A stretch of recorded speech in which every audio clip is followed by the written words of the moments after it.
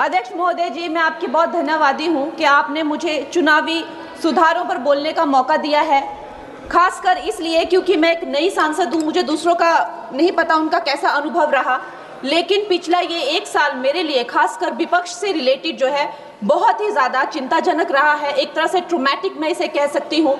हर दिन इन्होंने यहाँ पे तमाशा किया है, हमारा दिल दहल जाता था इनको देखकर। एसआईआर ये वेल में उतर जाते थे। यहाँ पर इन लोगों ने डराना, धमकाना, धक्का मुक्की, ऐसा कोई इन्होंने किसी तरह की कोई बदतमीजी नहीं है जो एक भी दिन इन्होंने संसद भवन चलने नहीं दिया। हम जनता के प्रतिनिधि हैं, हम यहाँ पर उनकी आवाज लेकर आते हैं, हम कुछ सीखने आते हैं, हम नए सांसद हैं। इन्होंने संसद अगर पिछले 2-3 दिन को छोड़ा जाए तो साल भर शायद ही थोड़ा चलने दिया है। एसआईआर कर करके इन्होंने यहाँ पे तमाशे किए, लेकिन अब जब इनको बोलने की बारी आई एसआईआर पे, तो अध्यक्ष महोदय जी हम देख रहे हैं कि कल leader of opposition Rahul Gandhi ji ने, मुझे लगा क्या खुलासा होगा, हम भी बड़े उत्सुक थे, सारी साल हमने एक ही शब्द सुना है, अब ये क्या ग्रैंड रेवलेशन होगी। लेकिन राहुल गांधी जी जो लीडर ऑफ ऑपोजिशन है, उन्होंने कल जब कहा खादी है, खादी में धागे हैं, धागे में लोग हैं, लोगों के अंदर, उनको जब कहा गया कि आप पॉइंट की बात कीजिए, तो उन्होंने कहा कि मैं अपना फ्रेम कर रहा हूं, मैं अपना आर्ग्यूमेंट फ्रेम कर रहा हूं। और इतनी देर बाद जब वो फ्रेम करके पहुंचे तो ले देकर वो वापस उसी अंतर्राष्ट्रीय मूल की महिला, अध्यक्ष जी मैं एक महिला होने के नाते आपसे रिक्वेस्ट करना चाहती हूं कि every woman is entitled to her dignity. वो अंतर्राष्ट्रीय मूल की है, विदेशी महिला है, लेकिन उन्होंने कितनी बार आकर उन्होंने सोशल मीडिया पे कहा है कि मैं कभी भारत नहीं गई हूं, मेरा हरियाणा चुनाव से कुछ लेना देना नहीं है। लेकिन फिर भी ये लोगों ने बिना किसी ठोस सबूत के उनका यहाँ पे फोटो बना के उन्होंने उनको उछाला, यहाँ पे उनकी तस्वीर उछाली यहाँ पर एवरी, और यहाँ पर प्लेक कार्ड यूज करना भी अलाउ नहीं है। इन्होंने फिर भी नियमों का उल्लंघन किया। मैं चाहती हूं सबसे पहले तो मैं इस सदन की तरफ से उन महिला से बहुत ही माफी मांगती हूं कि इस सदन में बिना कि उनकी आजकल जो पर्सनैलिटी राइट्स का भी एक बहुत बड़ा क्राइम होता है, उसके उपरांत उनका फोटो यहां यूज किया गया, मुझे बहुत खेद है। भारतीय संसद की तरफ, संसद भवन की तरफ से हम उनसे माफी मांगते हैं। और ये देखिए महिलाओं का हमेशा ये अपमान करते हैं, लेकिन हमारे प्रधानमंत्री चाहे बेटी बचाओ बेटी पढ़ाओ हो, महिलाओं को शौचालय देने से लेकर, महिलाओं को गैस देने से लेकर, महिलाओं को जो है वो छात्रवृत्ति न जाने कितनी ऐसी योजनाएं हैं।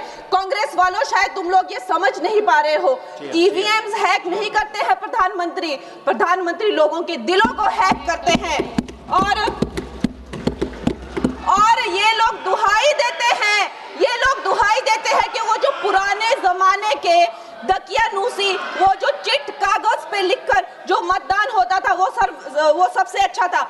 ये लोग भूल गए वो दिन, आप लोग भूल गए वो दिन। इंदिरा गांधी वर्सेस राज नारायण का केस, उसको जो है इतिहास में The case that shook the nation के नाम से जाना जाता है। उस पर मैंने एक फिल्म भी बनाई हुई है।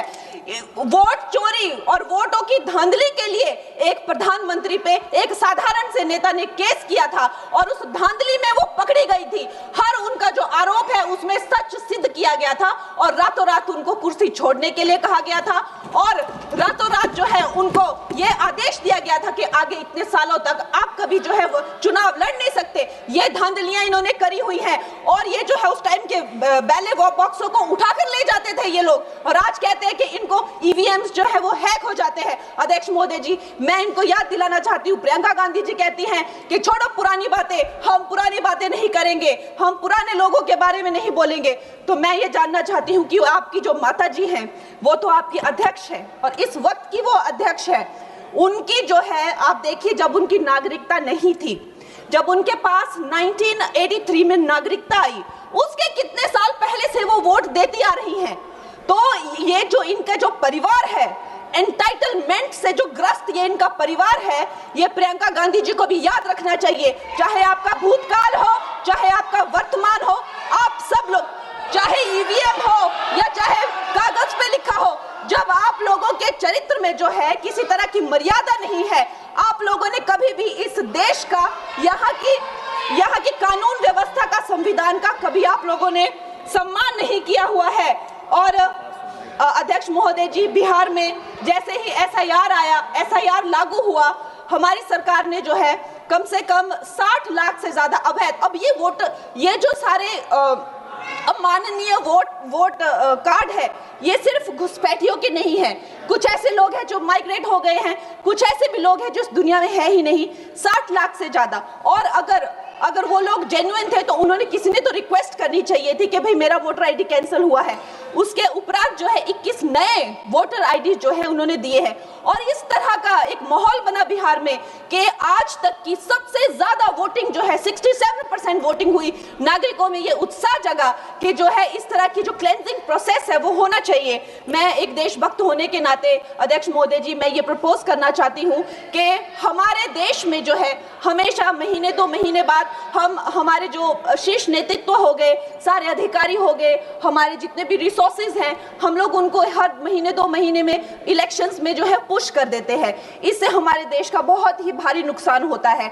और मैं ये चाहूंगी कि 1 नेशन 1 इलेक्शन, जो नरेंद्र मोदी प्रधानमंत्री जी जो कहते हैं कि एक वोटिंग जो है डेमोक्रेसी के उत्सव के रूप में, जैसे कि दिवाली होती है, होली होती है, उस रूप में मनाया जाए। क्योंकि ये सिर्फ सरकार का ही नुकसान नहीं है, 10,000 करोड़ से ज्यादा का जो नुकसान होता है सिर्फ वही नहीं है, लेकिन मुझे लगता है कि धीरे धीरे हमारे जो नागरिक भी है उनमें जो वोटिंग फटीक है, बार बार उन्हें जागरूक करना, बार बार कई जगहों से जहां वो काम करते हैं वहां से उनको ट्रैवल करके अपने नेटिव प्लेसेस पे आना और बार बार मार्केटिंग करके, it is exhausting for the whole ecosystem.